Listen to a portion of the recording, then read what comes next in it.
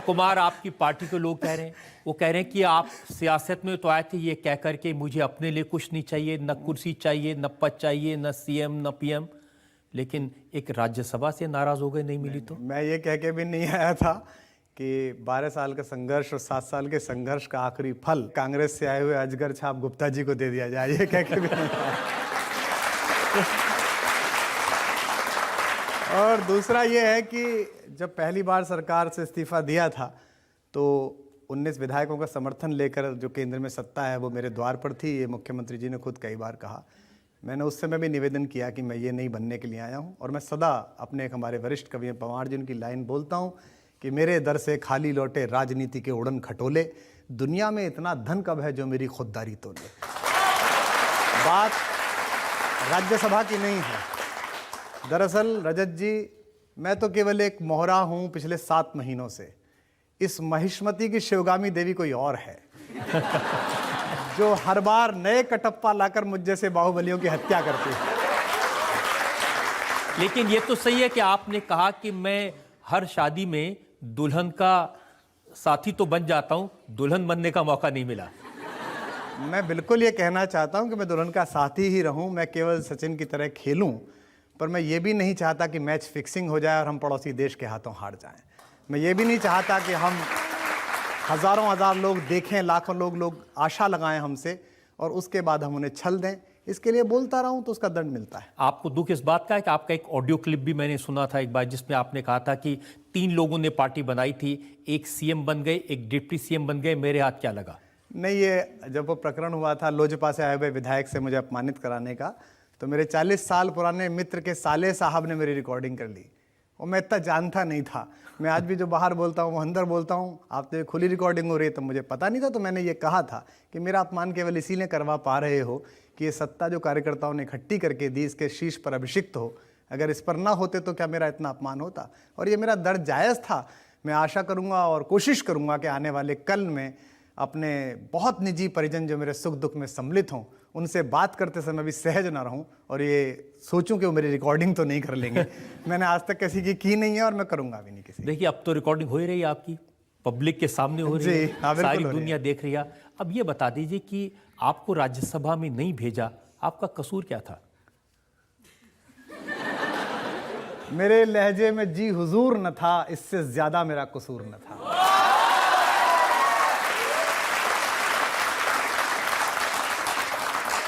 मनीष सिसोदिया ये कह रहे हैं कि ये खामखा फन्ने का बन रहे थे, इनका तो नाम ही लिस्ट में नहीं था, कंसिडर ही नहीं किया। दरअसल पंचतंत्र ये कहता है कि षड्यंत्र भी बनाओ तो पूरी योजना के साथ बनाओ। अब वो कह रहे हैं कि मेरा नाम नहीं था, फालतू में नाम उछाल रहे मीडिया वाले लोग। जब पीएससी की मीटिंग शुरू हुई तो मुझे ना बुलाने के पीछे तर्क ये था कि इनका नाम है इसलिए इन्हें नहीं बुला रहे हैं। उसके बाद जिनका नाम था कि आज पीएससी कर रहे हैं, सब बैठेंगे, सोचेंगे, विचार विमर्श होगा, करोड़ों कार्यकर्ता ध्यान लगा रहे हैं। पता चला कि जो एफिडेविट भरा गया वो तो 30 दिसंबर को ही खरीद लिया गया था। तो छोटी छोटी पार्टियां भी थोड़ा सा डेकोरम रखती हैं, स्वराज रखती है, ट्रांसपेरेंसी रखती हैं। अंडमान पे पार्टी मनाने जाइए पर पार्टी के कार्यकर्ताओं को अंडमान मत समझिए। वो बहुत समझदार हैं, वो सब देखते हैं। तो थोड़ा सा अगर कुछ भी करिए तो योजना ठीक बनाइए। तो इन बातों पे क्या ध्यान देना कि मेरा नाम नहीं था, कोई आवश्यकता नहीं है। लेकिन किसने मशवरा किया आपसे कि किसको भेजें राज्यसभा में, नहीं भेजें। नहीं, मुझसे कोई मशवरा नहीं किया गया। मेरी मशवरे की क्या आवश्यकता है, मेरी तो चुनाव की रैलियों की आवश्यकता है, इन कार्यकर्ताओं की क्या आवश्यकता है। अब लोग लिख रहे हैं कि कार्यकर्ता तुमसे पूछ के करेंगे हम काम, ऐसा लिख रहे हैं। पार्टी के ऑफिशियल जो स्पोक पर्सन है वो कह रहे हैं कि तुम ट्विटर पे तुमसे पूछें किसे बनाए ना किसे बनाए। तो ये सब दरअसल क्या है, भारतीय जनता, भारतीय कार्यकर्ता जो लोग हैं ना, ये बड़े ध्यान रखते हैं, चीज़ों को गिनते रहते हैं। कॉमनवेल्थ के टाइम सोनिया गांधी जी को भी ये गलतफहमी थी कि जनता नहीं जान रही है, कार्यकर्ता नहीं जान रहा है। जब हम चुनाव लड़े तो 9 महीने की सरकार में मोदी जी को भी ये गलतफहमी थी कि जनता नहीं जान रही है, कोई दिक्कत नहीं, मैं जिता ले जाऊंगा। लेकिन जनता गिनती रहती है और शिशुपालों के 99 गालियों तक चुप रहती है। 100वां अपराध होते ही सत्ता का सिर कट जाता है, अहंकार का सिर कट जाता है। तो मैं यही चाहता हूं कि ईश्वर कुछ लोगों को अहंकार के कोप से बचाए, भगवान उन्हें ऐसी कोई सजा ना दे जो कार्यकर्ता दे या जनता दे, वो सब बने रहें, ठीक रहें। लेकिन इतनी कंसर्न था, इतनी परेशानी थी, तो आपके बड़े भाई हैं अरविंद केजरीवाल, कहते हैं कुमार विश्वास मेरा छोटा भाई है, तो छोटा भाई जाके बड़े भाई से बात ही कर लेता। नहीं, मैंने कोशिश की, बात नहीं हो पाई। लेकिन मेरा निवेदन है कि वो मेरे नेता बने रहें, क्योंकि अन्ना जी उनके पिता थे, योगेंद्र यादव बड़े भाई थे, मुझे जो छोटा भाई कहा था तभी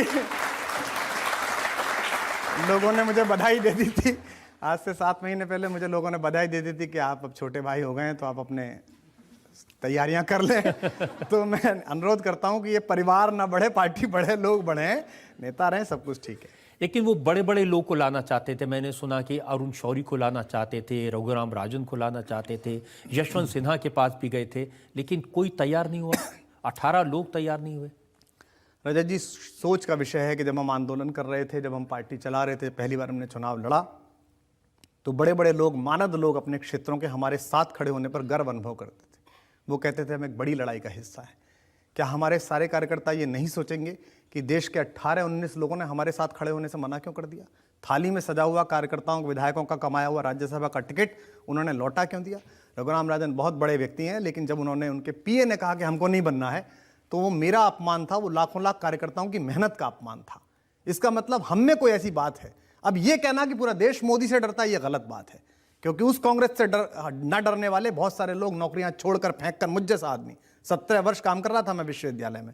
एक दिन टीवी के बहस में कांग्रेस के दिग्विजय सिंह जी ने मुझ पे कहा कि कॉलेज कितने दिन जाते हो? मैंने कहा नहीं जाता, ये रखो इस्तीफा, कल से तुम्हें ही देखूंगा। 1 सेकंड में नौकरी छोड़ दी थी। ऐसे हजारों लोगों ने नौकरी छोड़ी है। आज क्या चक्कर है कि लोग हमारी राज्यसभा लेने को तैयार नहीं है? तो हमें भी विचार करना पड़ेगा। वो उच्च सदन है, वहाँ बड़े बड़े लोगों की आवाज़ गूंजी है, अटल जी से लेकर इंदिरा जी तक, जिनके यहाँ चेहरे लगे हुए हैं, चाहे वो पटेल हों, उनकी आवाज़ गूंजी है। तो ये भी तो बड़ा, बड़े बड़े लोग नहीं जाना चाहते थे राज्यसभा में आम आदमी पार्टी की तरफ से, तो आप क्यों जाना चाह रहे थे? नहीं, मैं तो, देखिए, मैं जाना चाहता था, मैंने कभी इस बात को छुपाया नहीं। ये बड़ी फालतू किस्म की राजनीति होती है कि आप राज्यसभा जाना चाहेंगे? जी नहीं, जो पार्टी डिसाइड करेगी, मैं तो कार्यकर्ता हूं। मैं क्या कार्यकर्ता भाई? आपको लगता है, आप दिग्विजय सिंह आपको बहस के लिए बुलाता है कि आओ बहस कर लो, आप कहते हो मैं नहीं आ रहा, मेरी ओर से कुमार आ रहा है। आपको संदीप दीक्षित कहते हैं आ भाई बहस कर, आप कहते हैं नहीं मेरी ओर से मैं नहीं आ रहा, कुमार आ रहा है। चैनल के संपादक आपको ललकारते हैं कि आओ सीधी बहस करो, आप कहते हो आ रहा कुमार विश्वास, चल कर बहस। अब जब अंदर बहस करने वाला नहीं, गुप्ता आ रहा है, इससे बहस कर। ये क्या तरीका है भाई? मैं कोई भी कार्यकर्ता अगर वहां हो, और मुझे दुख तो इस बात का है कि आशुतोष जैसे बड़े पत्रकार, संपादक जो बहुत अच्छा बोलते, वो भी जाते, लेकिन असहमति हो सकती है। मैंने अपनी असहमति प्रकट कर दी थी, और उन्होंने मेरी असहमति का संज्ञान लेना भी आवश्यक नहीं रखा। एक लोकतांत्रिक प्रक्रिया होती है कि पीएसी में तो बुला लेते, उसके लिए भी मुझे जरूरी नहीं रखा। तो कार्यकर्ता भी देख रहे हैं, देश भी देख रहा है, ये समाप्त तो होगी नहीं। किसी को भी ये भ्रम हो जाए कि पृथ्वी साथ जाएगी, उसके तो होगी नहीं। और राजनीति पूर्णकालिक कार्य भी नहीं है। लेकिन जब एमएलएस चुने थे अरविंद केजरीवाल ने, उन्होंने कहा था कि मैं चुन चुन के हीरे लाया हूं। तो अब जो 2 हीरे राज्यसभा के लिए लाए हैं, एक एनडी गुप्ता जी हैं, एक तो काफी बड़ा हीरा है। तो जो एनडी गुप्ता जी हैं, इनके बारे में मैंने पढ़ा तो पता चला कि ये आम आदमी पार्टी के अरविंद केजरीवाल के इनकम टैक्स के सारे केसेस हैंडल करते हैं, उनसे बड़े प्रभावित है। देखिए, जब हम आंदोलन कर रहे थे तो हमको मना करना पड़ता था कि अब और पैसे मत दीजिए, हमारा हो गया काम। शुरुआत में जब हम लगे थे, लड़े थे लोगों को लेके, तो बिल्कुल खाली पैसे के लोग थे। संतोष कोहली का वो प्रकरण मशहूर है, जिसमें मैंने कहा था मैं लड़ाऊंगा, उसने कहा भाई लड़ाएगा, मैंने कहा हाँ तुझे मैं लड़ाऊंगा। ऐसे सारे बच्चे जो आज विधायक मंत्री बने बैठे, इन सब बच्चों को मैंने भी निजी रूप से लड़ाने में कोशिश की है। जब हमारे पास पैसा नहीं था और उसका हिसाब किताब लगाने वाले ये इनकम टैक्स के लोग नहीं थे, तो हमारे पास जनता थी, कार्यकर्ता का जुनून था और वोटर था। आज पैसा बढ़ रहा है, हिसाब किताब वाले बढ़ रहे हैं, लेकिन ये चीज़ें घटती चली जा रही हैं। तो हमें तय करना है कि हमें वोट चाहिए, कार्यकर्ता चाहिए, जनता चाहिए, या नोट लाने वाले और नोट का हिसाब रखने वाले चाहिए। ये हमारे ऊपर निर्भर है, हमें तय करना। अब चूंकि लोग पैसा नहीं दे रहे आम आदमी पार्टी को, इसीलिए सुशील गुप्ता जी जैसे लोगों को लाए जो 170 करोड़ जिनकी प्रॉपर्टी है।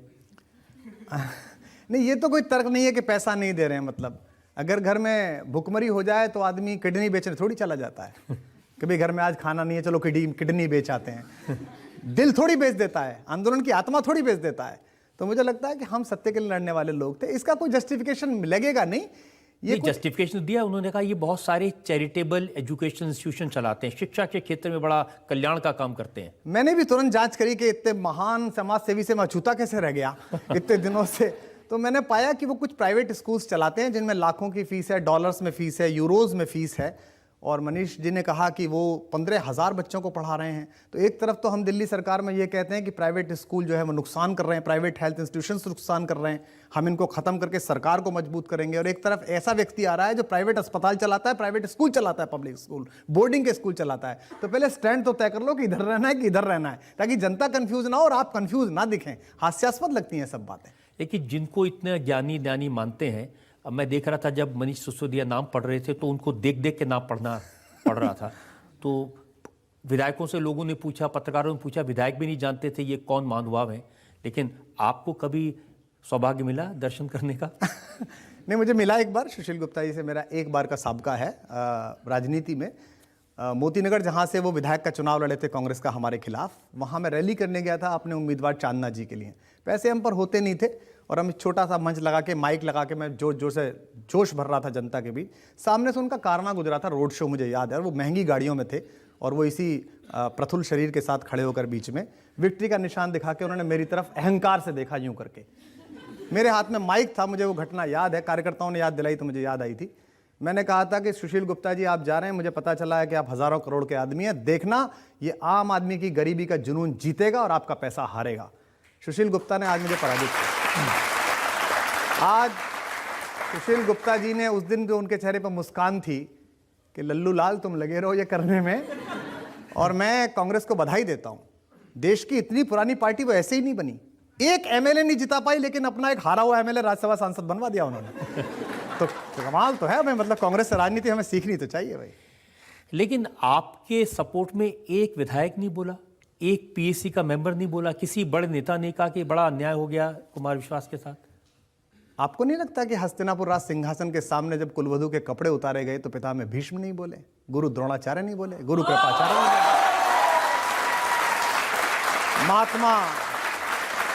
महात्मा विदुर नहीं बोले, लेकिन महर्षि व्यास के दंड विधान से कोई बचा नहीं।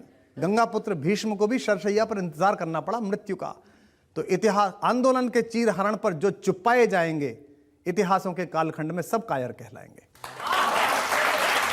आज सबको हमको तय करना है कि हमको बोलना है नहीं बोलना। मेरी शर्त है कि मुझे बोलना है, मैं सच होगा तो बोलूंगा, नुकसान होगा तो ठीक है, क्या दिक्कत है इसमें?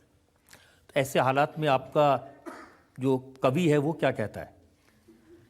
मैं तो यही कहता हूं कि सियासत में तेरा खोया या पाया हो नहीं सकता, तेरी शर्तों पे गायब या नुमाया हो नहीं सकता, भले साजिश से गहरे दफन मुझको कर भी दो, पर मैं सृजन का बीज हूं, मिट्टी में जाया हो नहीं सकता। जो मां सरस्वती की कृपा है, जो ये प्रेम है पूरे देश का, जो स्नेह मिला है, वो मेरे ख्याल से जो हृदय सभा मिली है वो इन सब सभाओं से बड़ी है।